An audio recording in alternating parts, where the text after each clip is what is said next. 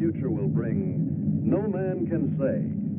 But one fact is certain. Mankind stands at the crucial crossroads of history, the threshold of a new era, the atomic age. For the people of the West, skilled in the uses of science and technology, the atomic age is profoundly significant.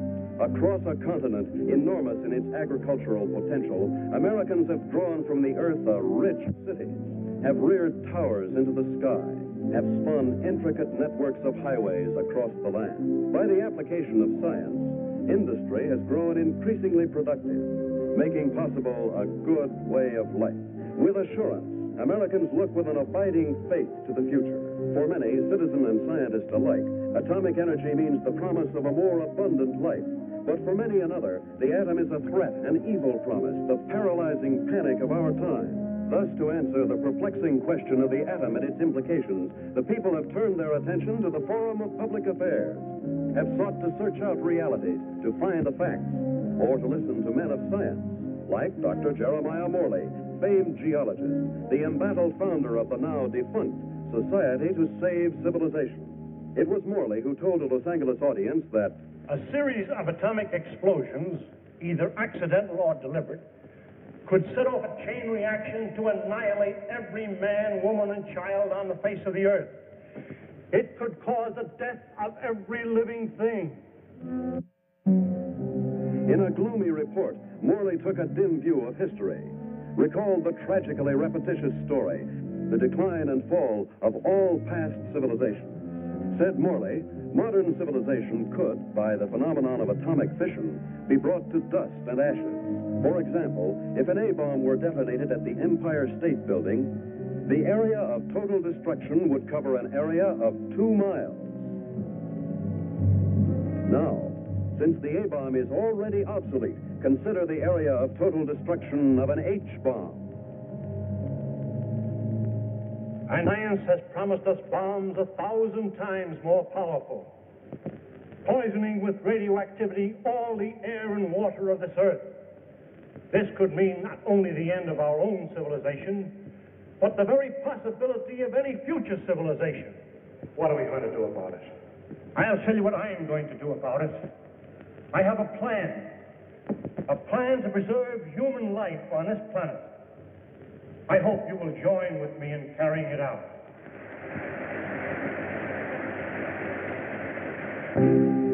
The response to Dr. Morley's appeal was immediate and enthusiastic.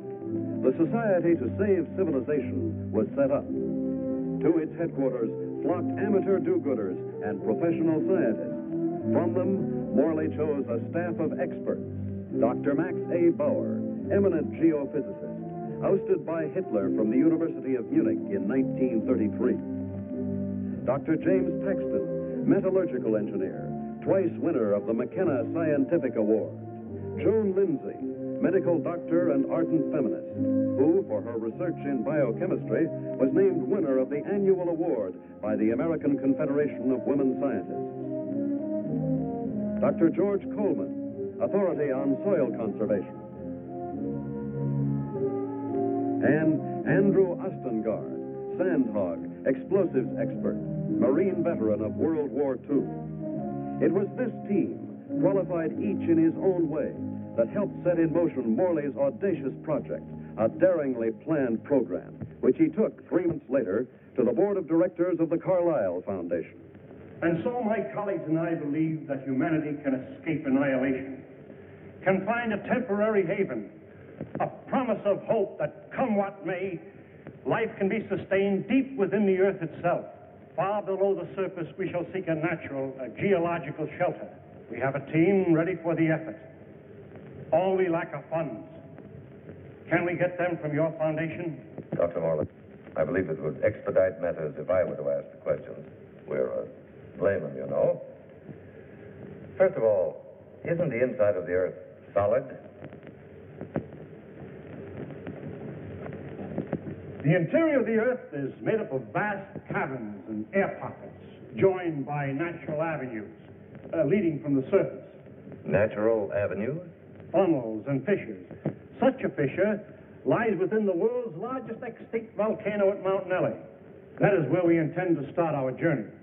Well, these funnels, how far down do they go? Hundreds of miles, perhaps thousands, to the very core of the Earth.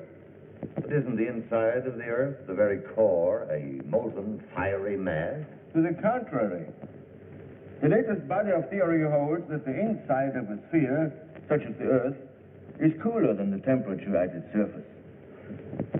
And how would you traverse these thousands of miles? Dr. Coleman, the perspective drawings, please. This is a cyclotron. A what? It's an amphibious conveyance based on the principles of an ovoidal bathysphere. A what? Like a submarine, with the mobility of a tractor. Its head contains a burrowing device, and its walls can withstand extremes of temperature and pressure.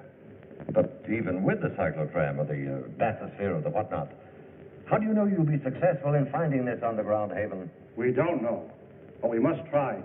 There is no other alternative, no other cause, no other hope of keeping the spark of life alive. And the cost?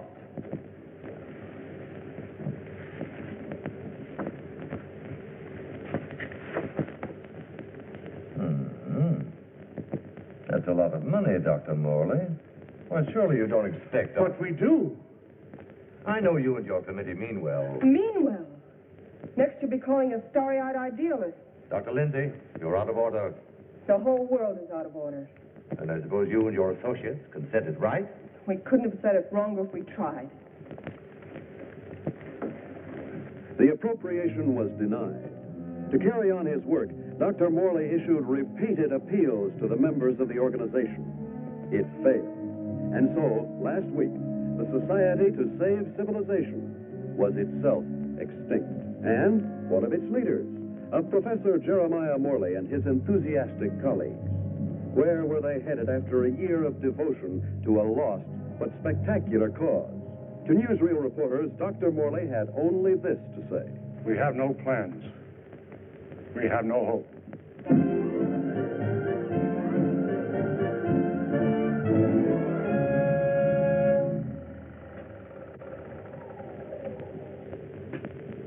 Better stand by, Frank. We may want to run that again. Well, gentlemen, what do you think? It's like asking a man what he thinks of his own obituary. I thought you'd like to see it, or its release, in case you had any objections.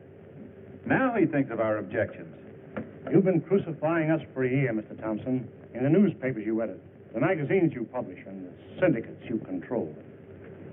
And now this newsreel. Just a minute, gentlemen. You seem to have me confused with my father. He dictates the policies of our publications. Like father, like son. Nothing, Dr. Bauer, could be more unscientific. As a matter of fact, my father and I never see eye to eye on anything. So he's the villain of the piece and you are the hero. Quite the contrary. My father has all the virtues of our society. He makes the money, I spend it. It's a large occupation. Oh, I have no occupation. I'm You wouldn't. That idea of yours, Dr. Morley, about exploring the inside of the Earth. You know, I'd like to try that, just for the kicks. I'm sure you wouldn't find it very exciting. Oh, I don't know. Gentlemen, I came here tonight with a proposition. I have some money of my own. I would like to finance your project. Are you serious? Sit down, my boy. There's one stipulation, however. I go with you. And what could you do? I'm afraid you don't realize what you'd be up against. Going 1,000 miles inside the Earth.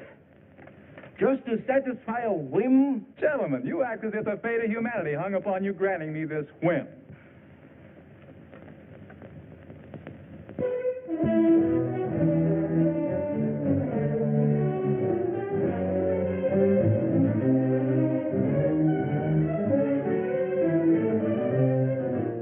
Plans for the expedition are being completed ahead of schedule. And Morley is pleased with our progress. The cyclotram nears completion. Adequate nutrition in concentrated form has been perfected. And for an auxiliary water supply, the Sloan H2O condenser will be used. By the study of our laboratory animals in a new environment, we expect to gather important scientific data. At last, the cyclotram is ready to be loaded aboard the SS Aurora.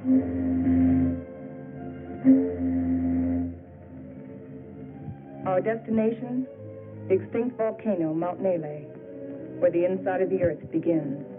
This was our base, a lonely, desolate beach at the foot of the extinct volcano.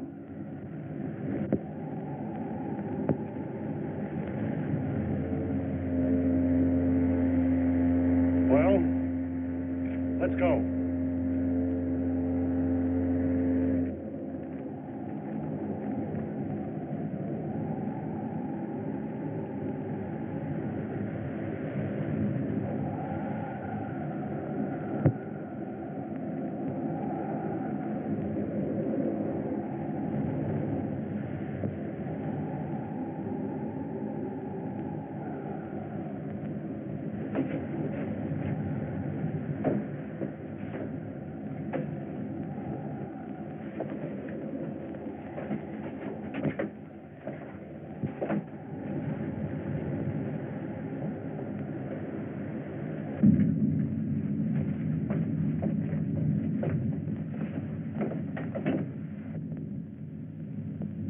What a place to spend our last night on Earth. You sound like we'll all be dead in the morning. It's a possibility if we stay here.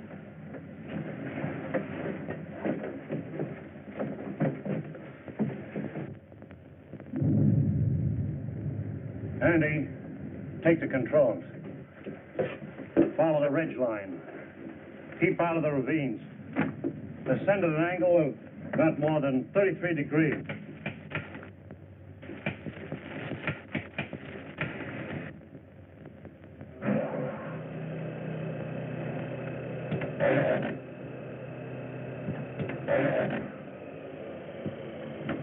Something's wrong.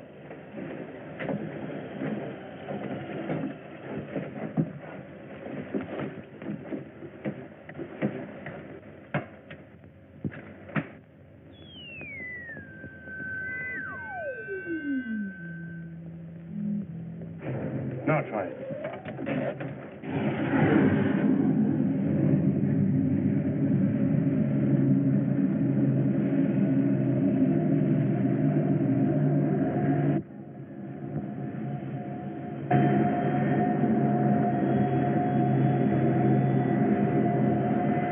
Sustain 2,000 RPM. Follow our chart plan, R4. Check.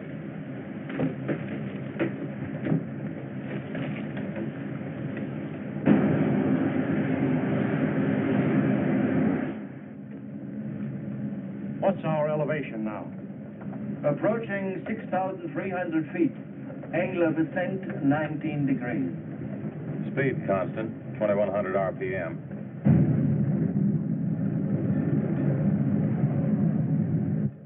I wonder how long this iron lung is going to hold up. You can still beg out. You can't get rid of me so easily. Give me a reading on the forward rotational unit. We're up to 9,000. climbing at 24 mph. Angle 31 degrees. At that rate, we'll make the summit in 4 hours.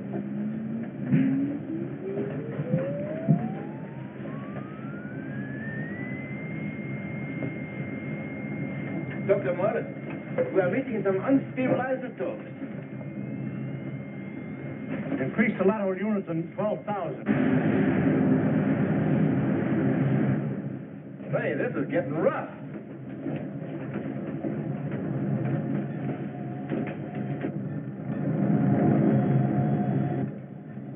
We're approaching position R4. Our computations show an error of less than plus 0.14. Good. We'll reach the summit in 30 minutes.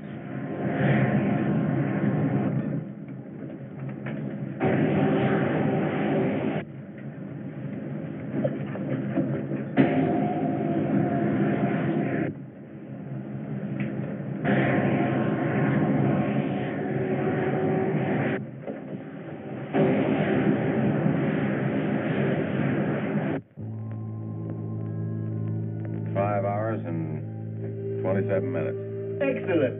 33 minutes ahead of our estimated schedule. We'll make a final check of our position before we enter the crater.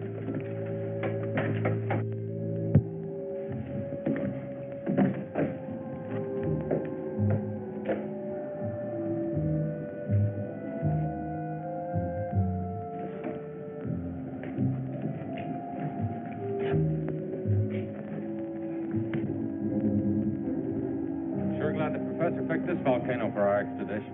Maybe this one could come to life, too. No, not a chance. No bet on it.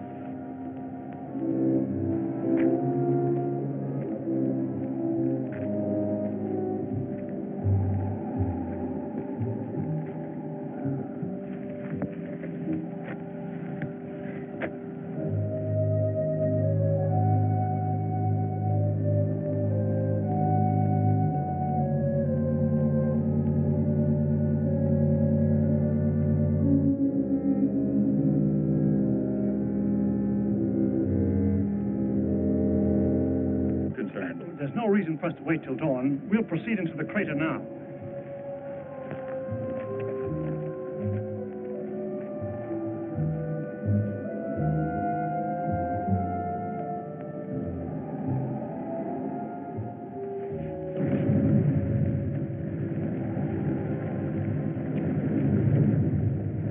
One last look at the Earth.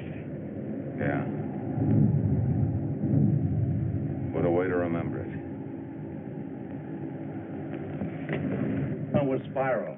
Keep to the inside ledges. Speed 1,200 RPM.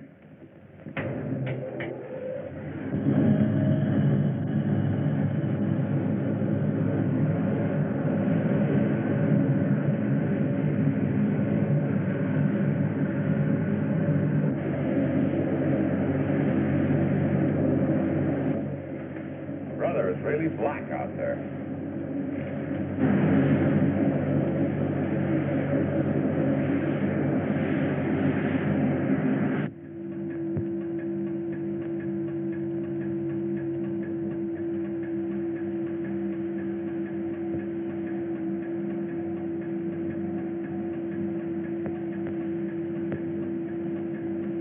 As we descend ever deeper into the volcano, I have observed no unusual physical symptoms. Paxton seems withdrawn, irritable, but with such an annoyance as Wright Thompson present, the condition may not be considered abnormal. The descending ledges are getting awfully narrow. We must be at position R18. Yes, we are. Cut the switches.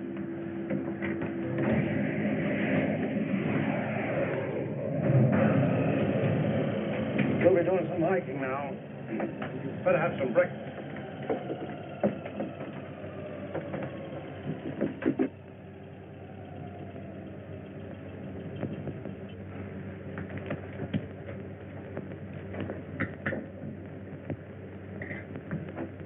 Rise and shine. Morning. How can you tell? Reserved. Breakfast. Well, I've always said there's nothing like starting off a hard day's work than with a good breakfast. Hey, Doc? How would you know? You don't like my kind of guy, do you? Not very much. But I'll make an exception of you. You, I don't like a lot. Coleman, take the controls. We'll scout the way on foot for you. Follow on down along the widest leg.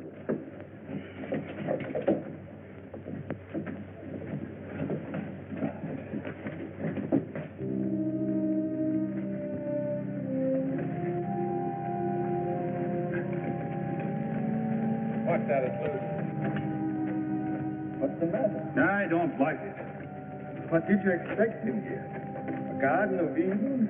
I'm not talking about volcanoes. I mean Wright Thompson. He doesn't belong here.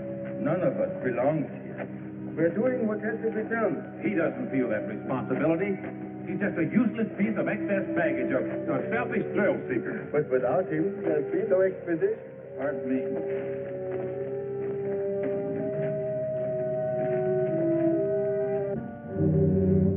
Kind of deep down there, isn't it?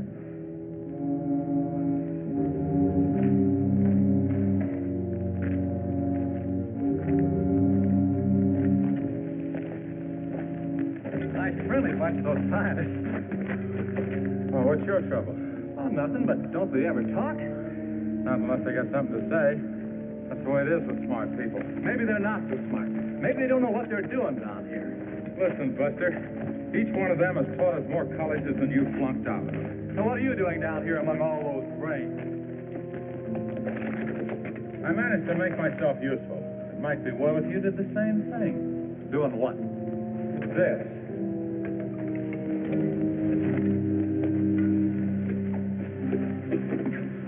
You lead the way for a while.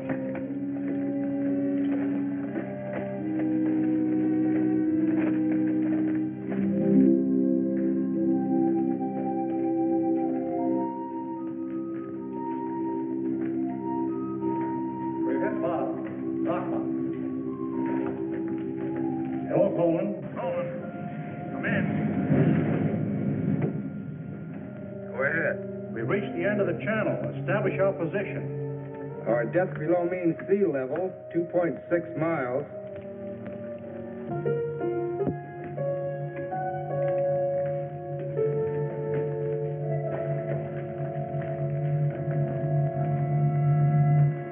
The Angstrom Underground Geological Expedition reached this point June 12, 1938, and was unable to proceed further. Why anyone who follows us should want to go further, we do not know, but we assume that they have good reason for doing so. Good luck. If Engstrom were living today, he'd know the reason. The world has changed since 1938. The world has changed since yesterday. We better get to work.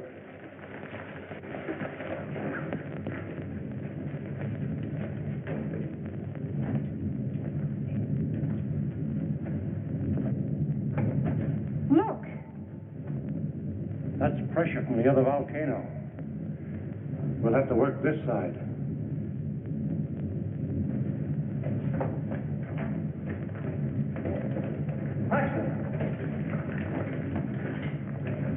Yes, Dr. Morley? Start making density readings on that wall over there. Yes, sir.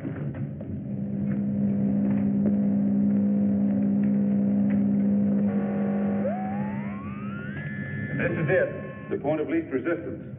Okay, Andy. I'm ready. We'll all go back to the cyclotram.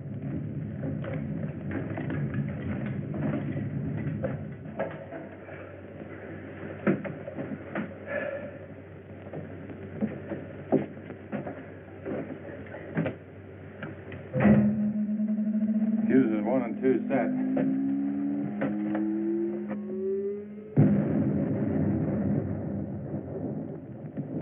I wonder what we'll be running into.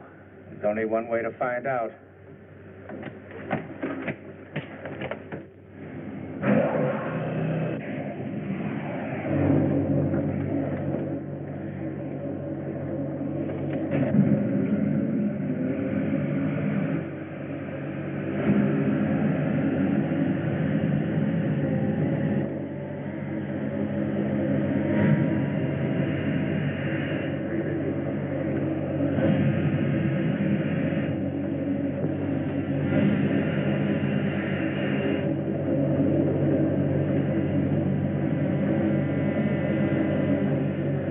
it through.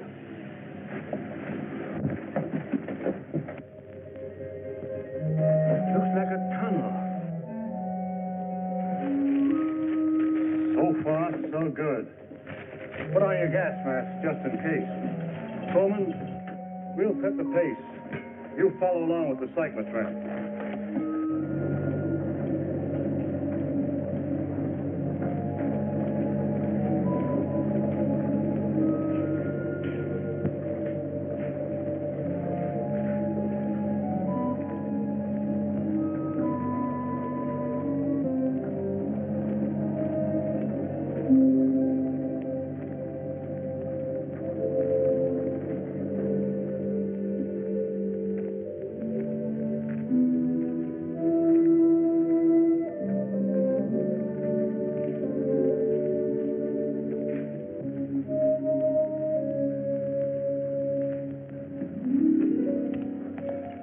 The air is fresh and clear. You can take your masks off. Pressure seems normal.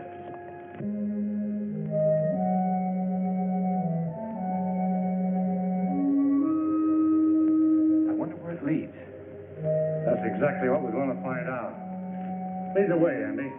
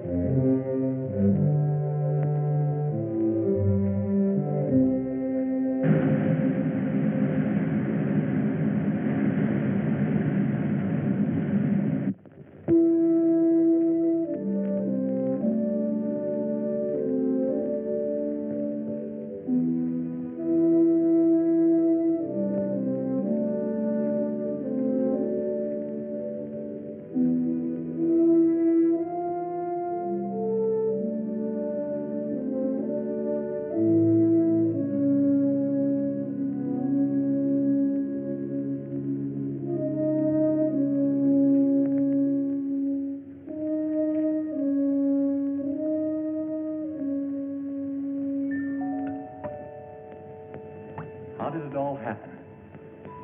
Long time ago. The earth above was covered with water. And when the sea vanished, it left great limestone deposits behind. Was all this limestone? Yes. And then the water gathered in underground streams and carved out the soft limestone.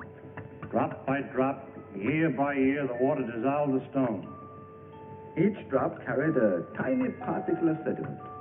That's what formed these columns. About an inch every 1,000 years. Well, how long did this whole process take? About 200 million years. Hello, Coleman. Coleman, bring up the tram. We'll proceed from here.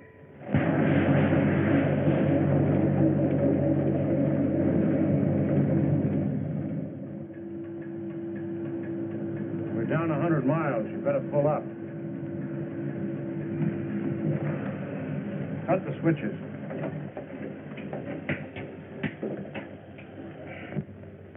Funny. When we first got here, I felt a sort of exaltation. Now I feel depressed. I don't know why. The oxygen content is adequate. I know. But I too feel suffocated. Maybe it's the unreality of this place. You know, once when I was working in the Holland Tunnel, I got cut off from my crew for 10 hours. I felt this way then.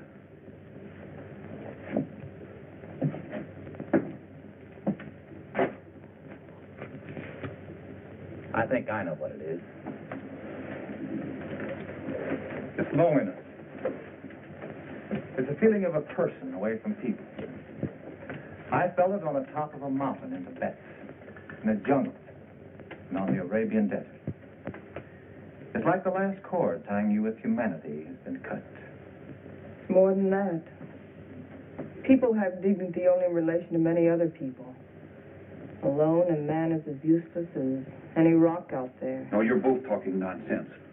Nature doesn't influence man. Man influences nature. One man, one strong man, can change nature. Ah, you're wrong, Dr. Paxton. It isn't one man. It's many men working together. Right, teacher? Men together are no more than sheep. One man standing alone leads the way. Then the sheep follow. Please, gentlemen. Well, I'm embarrassed for all of you who call yourselves scientists. Swayed by a self-indulgent young fool. I'm going ahead. I hope that by the time you catch up with me, the atmosphere will have cleared the cobwebs from your brains.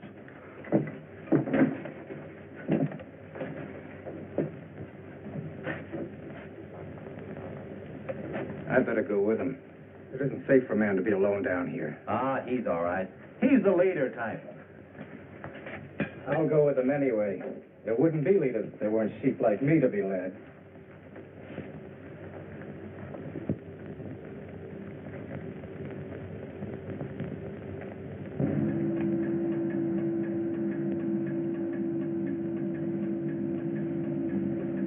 I still don't see any sign of Paxton and Coleman. Well, keep going.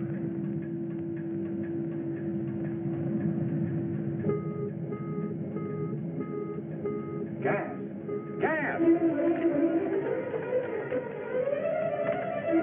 Paxton and Coleman.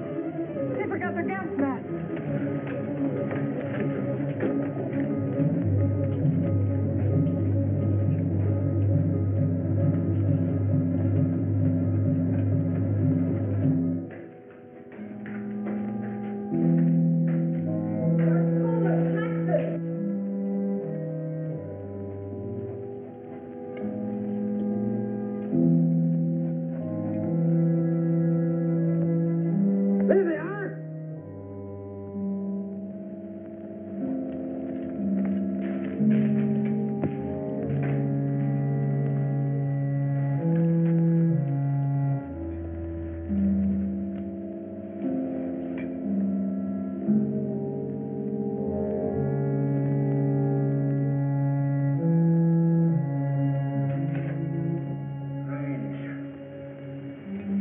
Digging a grave 110 miles under the earth.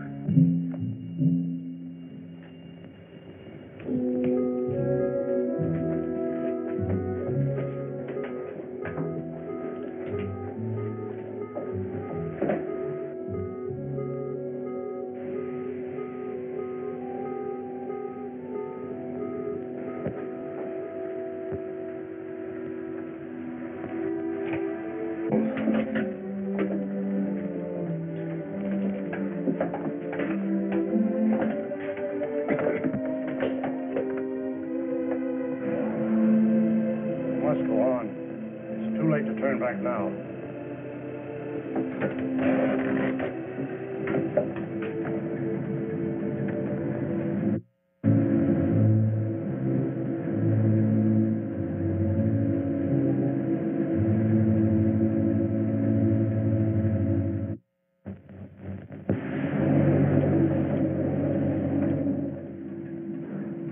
No. And it?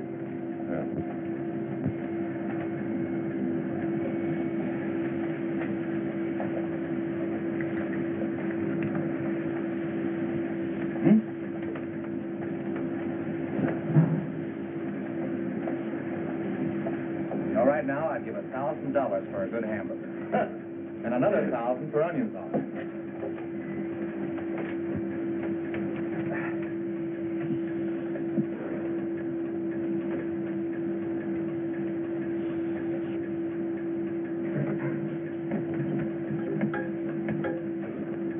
Dr. Morley, our water supply is...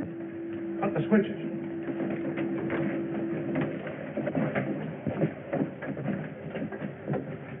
Polluted by the gas fumes. Yeah, somebody left it open. Back there just before Paxton and Coleman took off. I guess I forgot to close it. It was an accident. An accident? We may never find water again. Now I suppose you'd give $1,000 for a glass of that. Andy, There's a job to be done. We've got to find water fast, and in this area. Yeah, I know. We got about a chance in 1,000 of finding it.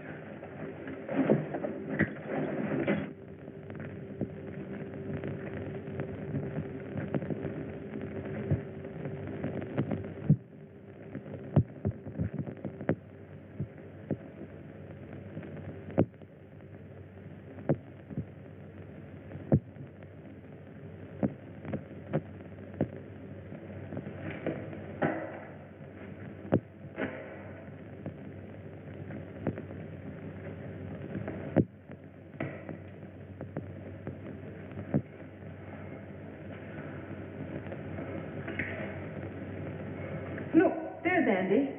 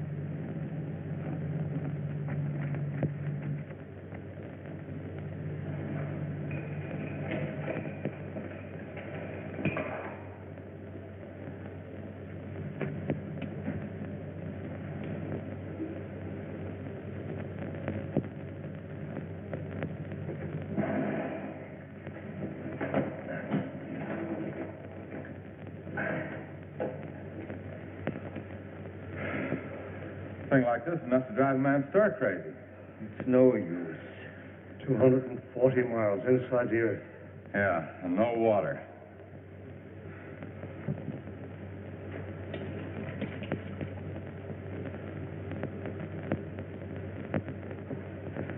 Here. I've been setting it to the animal.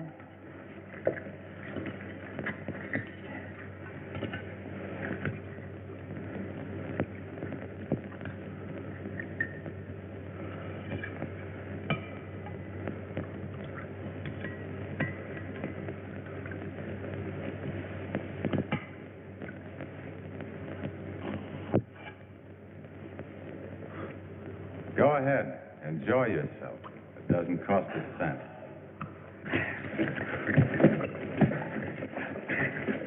Stop it! Andy! This is ridiculous. We have something larger at stake than your personal petty feuding. Now, you two can come with us or stay here and kill each other. I'm going out to the cyclotron. Never mind. I'll go get it.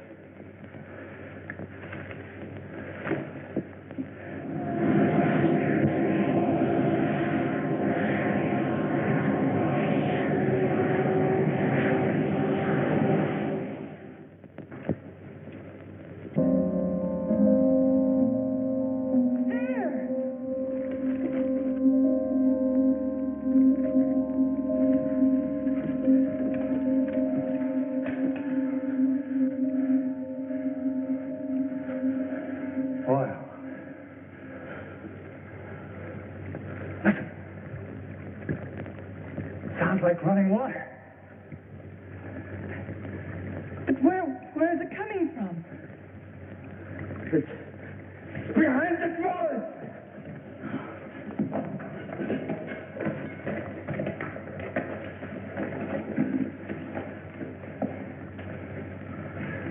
It is running water. Well, why don't we go through the wall of the cyclotram? No.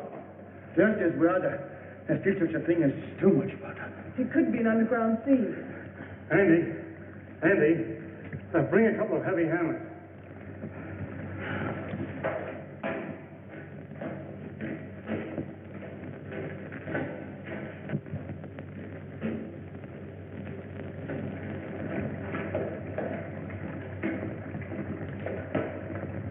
What's up, Professor? We think there's water behind that wall. Try breaking it in. Sure.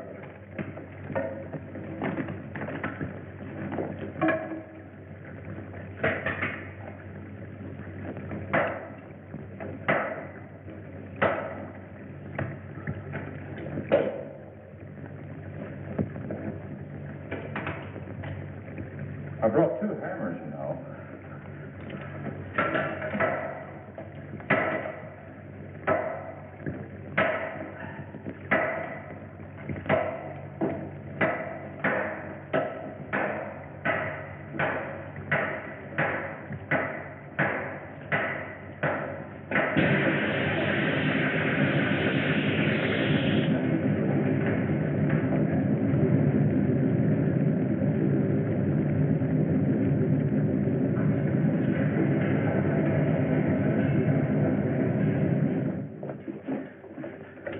Come in here. Let's take care of that arm.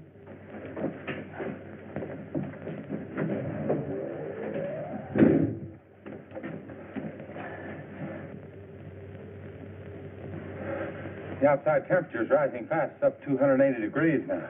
It looks as if it could go on forever.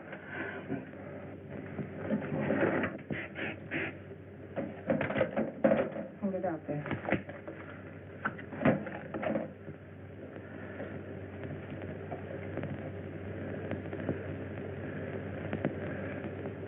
How's the temperature? It's dropping fast. The outside pressure is dropping, too. Good. Condensation will soon take place. There. You're a pretty good doctor at that. You're a pretty good patient at that. Thanks. Here, I'll put this on.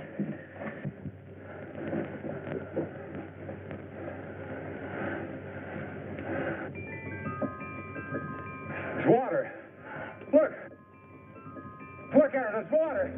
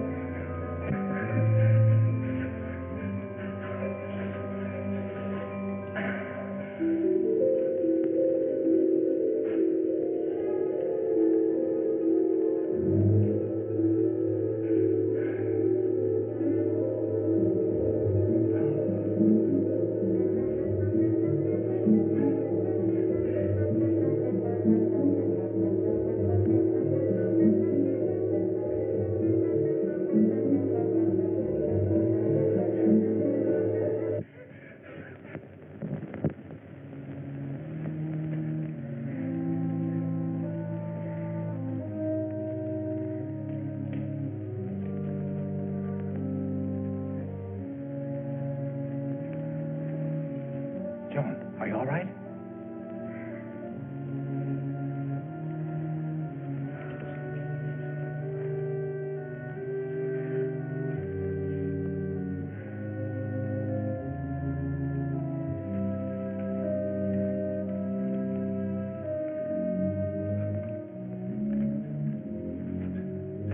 Well, what shall we do now?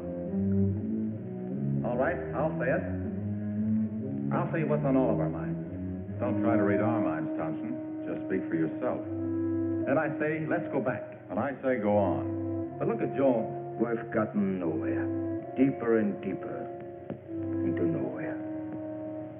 We've failed. Would our failure be any less if we turned back now? Our chances of living would be greater. If we go on, we're dead. Dead is Paxton and Coleman. That's a chance we have to take.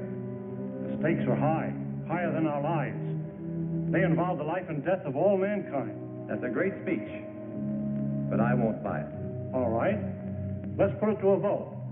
Thompson? Go back. Andy? Go on. Bauer?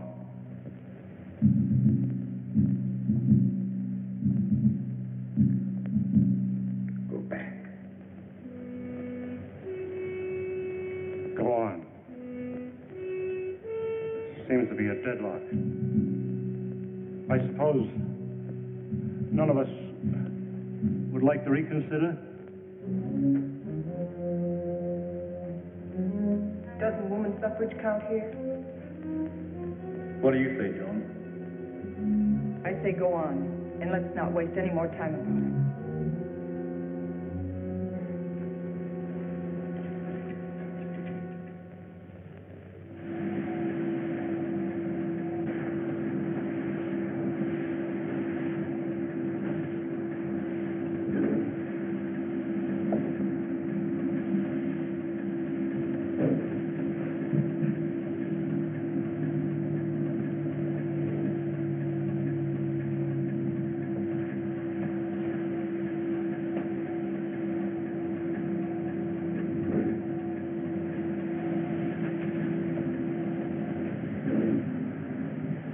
How are those burns coming along? Good as new. How are you, Doc? Oh, I'll get by. Here. What's it for? Does it have to be for something? Does everything have to be functional? Good luck ring. Saved my life in Tibet. Here, take it. Why give it to me? Haven't you ever been romanced before? Not 900 miles below sea level. Then it's about time. If there were any flowers around here, I'd pick them for you.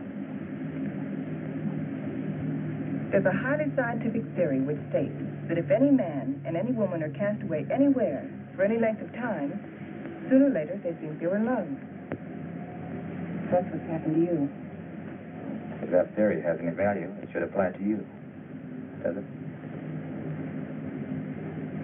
No. Well, I guess I need a little more time. We'll talk about it later.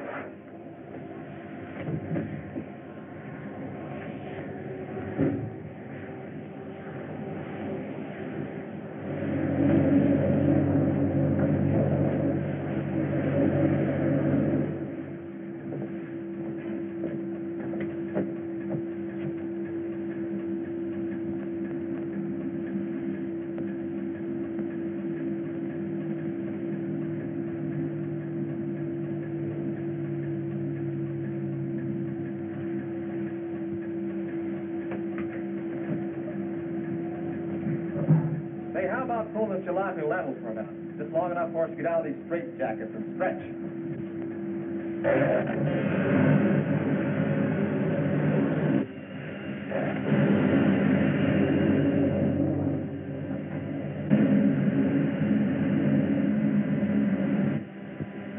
How much longer is it going to be like this? All right, what difference does it make? Plenty. Is it going to be like this the rest of the way? Why go on? Why waste time? That shouldn't make any difference to you. You've never done anything but waste time. Listen, you meathead. Just because you're a sandhog that likes to go grubbing around the ground, And you're a mountain goat with his head in the clouds. Stop it, both of you! I say enough of this. What happened?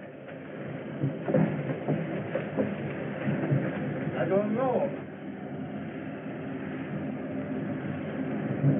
It struck water.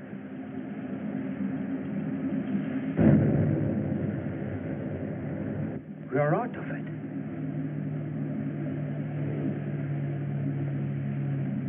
This might be what we're looking for. Let's make a landing and explore the area.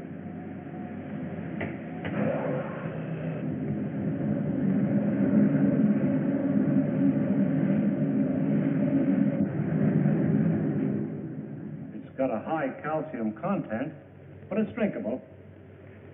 Hey! Look what I found.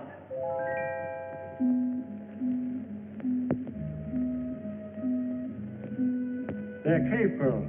Cave pearls? How much they worth? Calcium carbonate. Calcium carbonate. Well, how about this? Sulfate of lime. Plaster of Paris. Professor, you take the romance out of everything. Here you are, Doc. 2 souvenirs from Haiti, vacation land of the underworld. Thank you. Back home, I'll be the envy of every kid on the block. I'm not so sure, Joe. Take a cave pearl into the sunlight, turns gray and ugly. And the flowers? It'll crumble to dust. Hey, Professor, how about these fish? It's a rare species. They're edible, though. They have no eyes. I think I'll stick to pills. They lost their eyes 10 million years ago.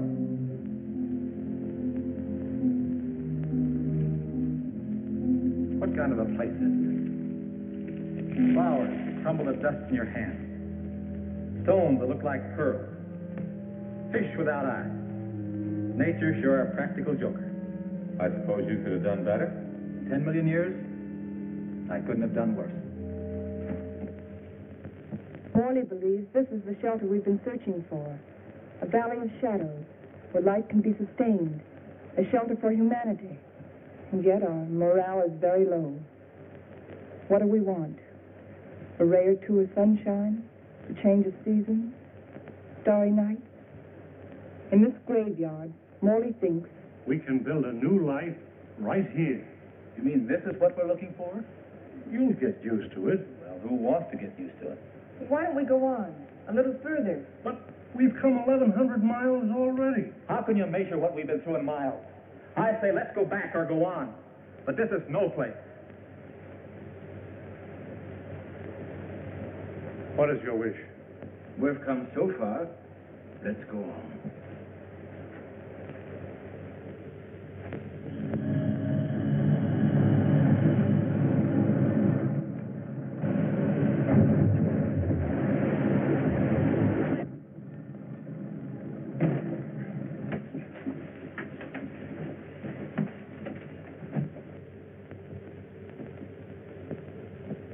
Well? Which way do we go?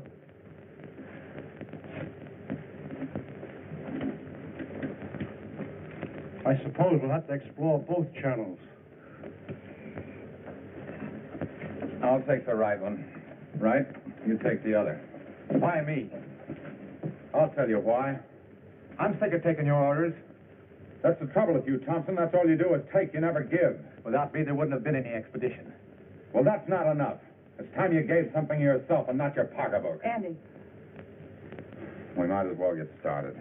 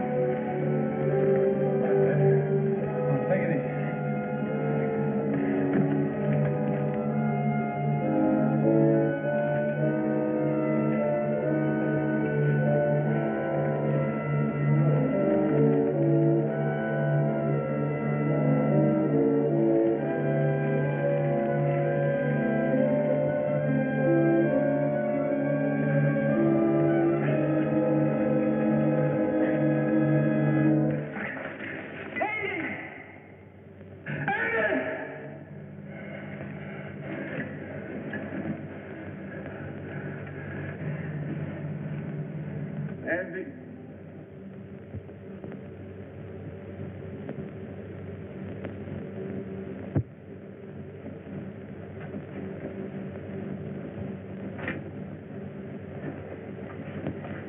You're supposed to be taking it easy. Try to get some rest. Listen to me, Wright. You've been like this for days. How long can you keep it up? He didn't like me any more than I liked him. Yet he saved my life. It doesn't help brooding over it. But he died saving my life. He did what he believed was right.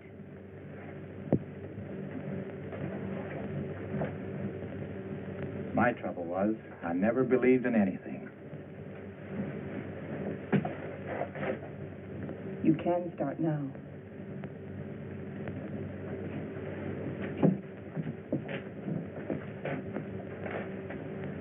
Morley wants to go back to that Valley of the Shadows he liked so much. Well, it's better than this. But it isn't good enough. What do you want to do? I too want to go back. But all the way back. Now that Andy's dead. Now that Andy is dead, we've got to go on. We've got to, until we find what we're after. If we fail, then we can talk about going back.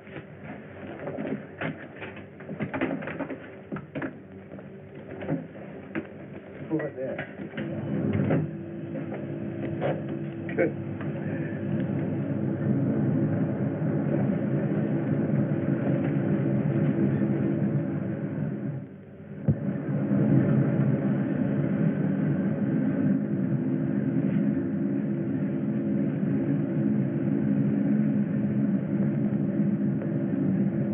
This must be a continuation of the other river.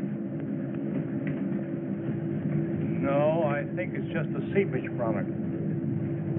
Listen. What's that?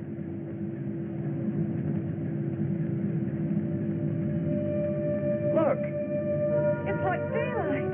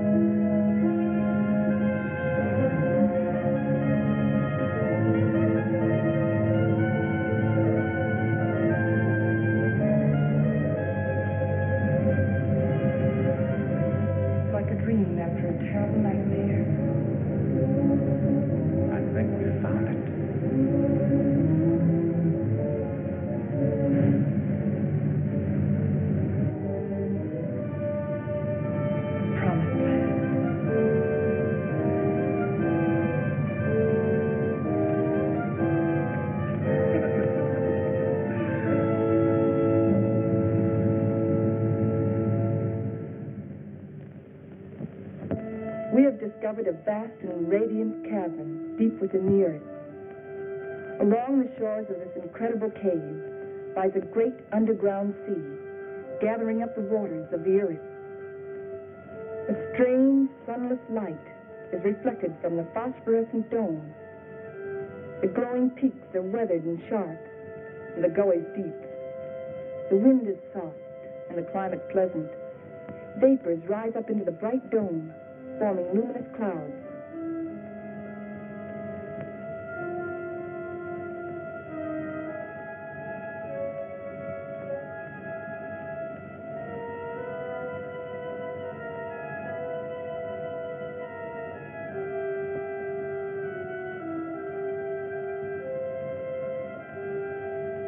The area is rich in chemical resources. That means power and industry, according to Bauer. And Wright says a real estate boom is on.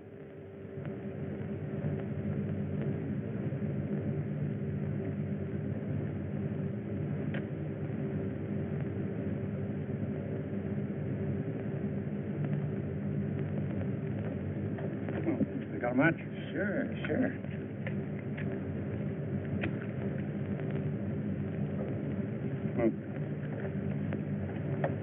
How you coming, Professor? Still feeding those rabbits? They eat like pigs.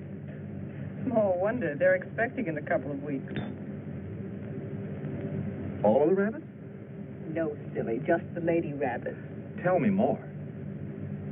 Here, make yourself useful. Get some more water.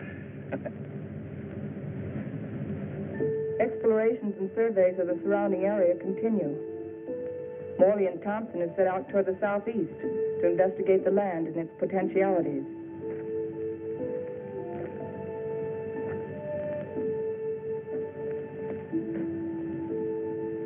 This is a strange kind of sand. That's not sand, that's volcanic ash. The ash will make good fertilizer for our crops. Crops? Let's face facts, Morley. This is a desert. The very word means deserted by life. And you talk about crops. It can be irrigated. This country has everything. Water, soil, air, heat. Yeah, you're forgetting one thing, though. No sunlight. Science can adjust that. Crops can thrive without sunlight. Perhaps. But can we?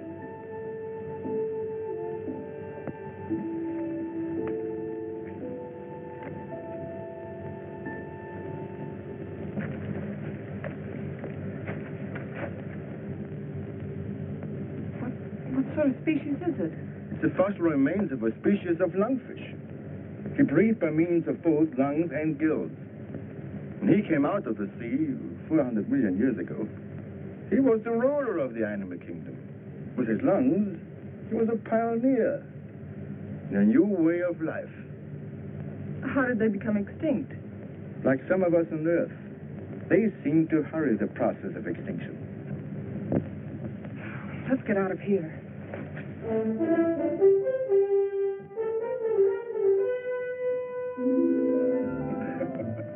What's the matter? You act like you swallowed a canary for breakfast. This is the day, right? This is what day? The day we're expecting the first litter of rabbits. Well, who's going to pass the cigars around? You apparently don't realize the importance of it. Oh, I'm sorry. By observing the rabbits, we've already learned that they respond to nature basically as we do, as any mammal does. And from their young born today, we can predict how our own young will respond in the new world. Dr. Morley, follow. Come on. You go ahead. I'll get plenty of hot water.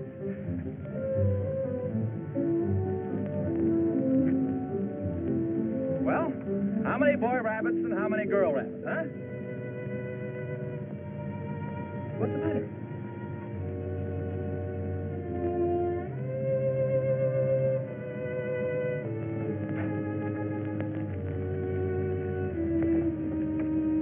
Joan, what's the matter? They're dead. They're all born dead.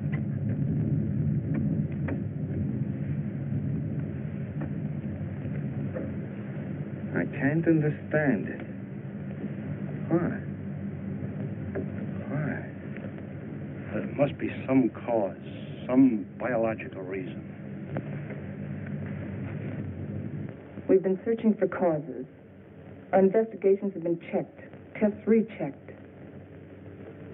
Examination of genetic tissue proves that all experimental animals born here are sterile.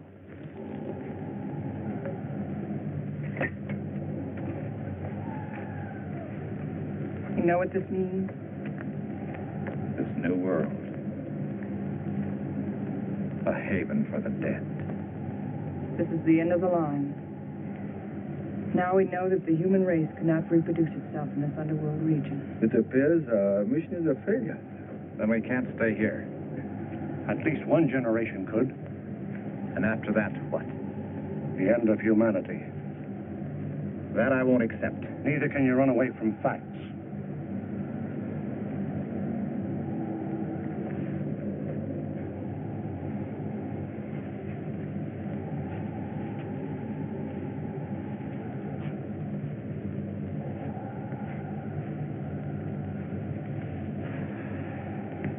I've always run away.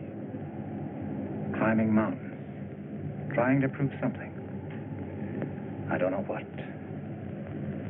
I too ran away instead of fighting. And now I've run away again. And I was always afraid I couldn't compete in a man's world. I think I want to go back and try again. Go back to what? To a world bent on self-destruction? We can live the rest of our lives here in peace. Morley, you're wrong. This isn't peace. This is a resting place for the living dead. I don't believe it's the end of the world. I don't believe it's the end of mankind. You're young. You don't know. I've lived through the terrors of 2 great wars. I've had enough.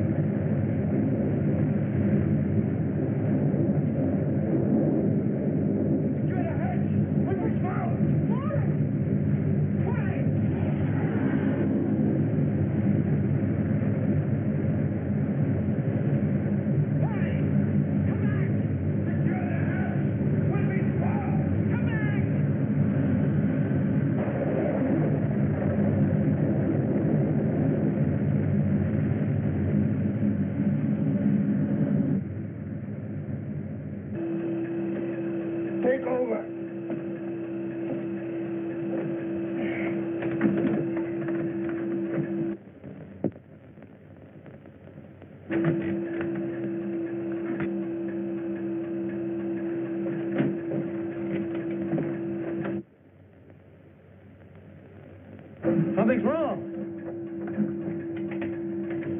Something's pulling us down.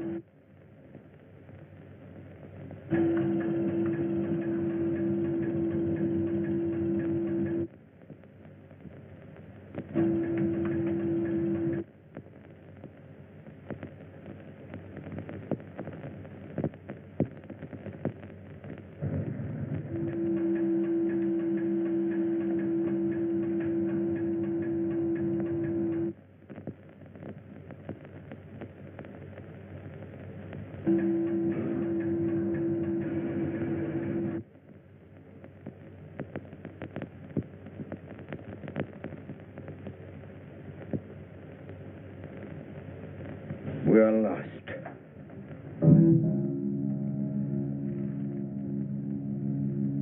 We're in a blind alley. Ever since we started, we've been in a blind alley. We can't bury ourselves in the earth and expect to live. Maybe that's the secret. Morley understood. Strange. We didn't know it before. I used to be afraid of death. I was afraid of life.